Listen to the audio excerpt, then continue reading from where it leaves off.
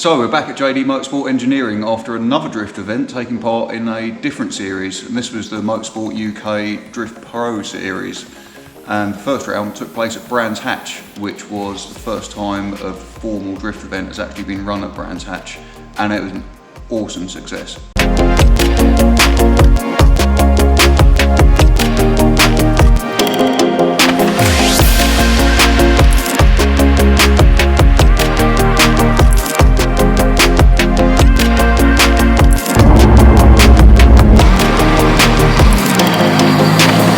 The event combined a couple of different things compared to normal. So whilst there was top 16 battles and qualifying like we'd normally have, there was also Driftcarna, which was a bit of a combination of drifting and the Gymkhana event with proximity barrels.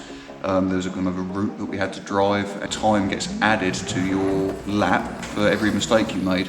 So the aim was to make sure you go around all the barrels the right way, get as close as possible and keep drifting throughout, which proved quite a challenge. We were a little bit dubious about Driftcarna to start off with because we've never done it before. I'll confess, I've never even really done that many donuts in a drift car before. I'm normally just doing tracks. But it turned out to be loads more fun than we thought.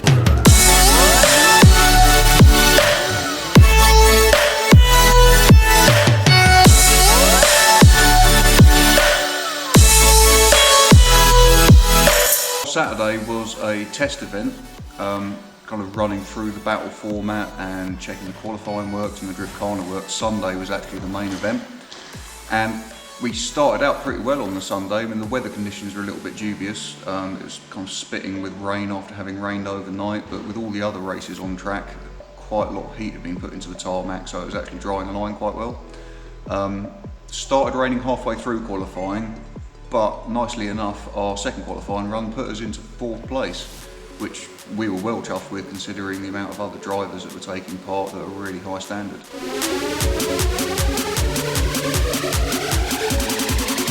Alright then, here we go, Ollie Circle.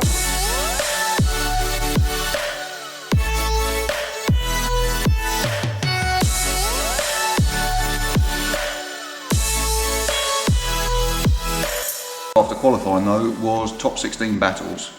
Now our lead run, that went really well. I think we had something like 102 mph entry into the first corner, and we pulled quite a nice gap over the course. Had a slight advantage by the judging. However, unfortunately, when I was in the chase position, I hesitated ever so slightly behind the lead car, which caused me to kind of be out of position on track. And at that sort of speeds, there wasn't really much chance of me pulling it back, and unfortunately I dropped a left rear wheel off the side of the track, which sucked me off across the grass. Didn't do much damage to the car, lost a bumper, damaged the side skirts a little, but we were able to kind of finish the run after that. But naturally, as you would with coming off track, we lost that battle in the top 16.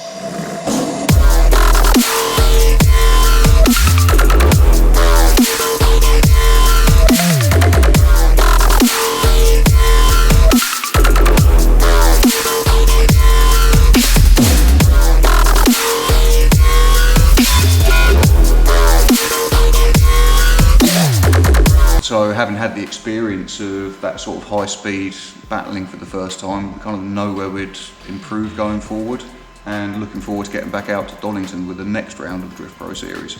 Throughout the weekend though, something a little bit different happened to normal in the fact that Motor very kindly gave us exclusive access to take over their social media in the UK. That meant we were able to kind of give behind the scenes live story updates on Instagram and Facebook, kind of showing the car preparation, what the team were going through to keep me out on track. Any bits that we went through like refueling, nitrous calculations, changing tyres, discussing setup and technique, stuff like that. And kind of giving a bit of an update every now and then as to where I was throughout the weekend. So that was an awesome experience, and we hope it went down well with everybody that actually tuned in and watched it by that. But further to that as well, when the podium presentations were going on, there was an unexpected award which we didn't know about, which was for Best Presented Team.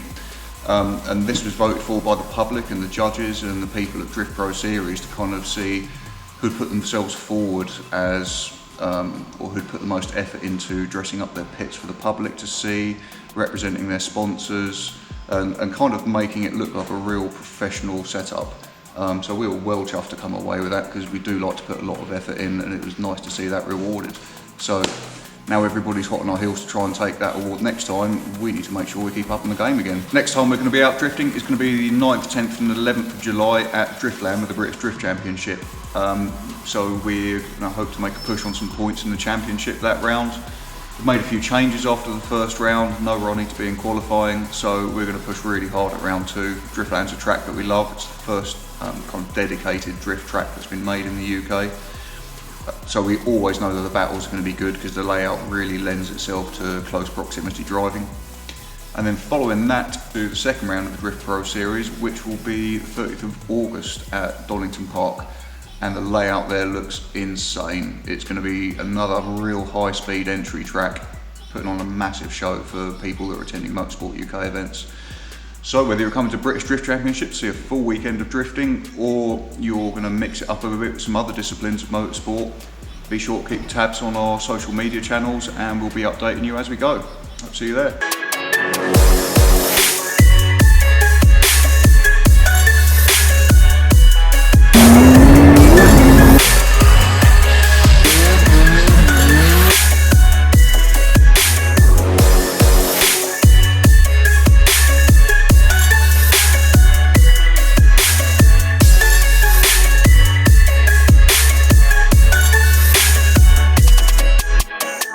Don't know how we're going to do that, but more lights, more sounds, we'll get away with it somehow.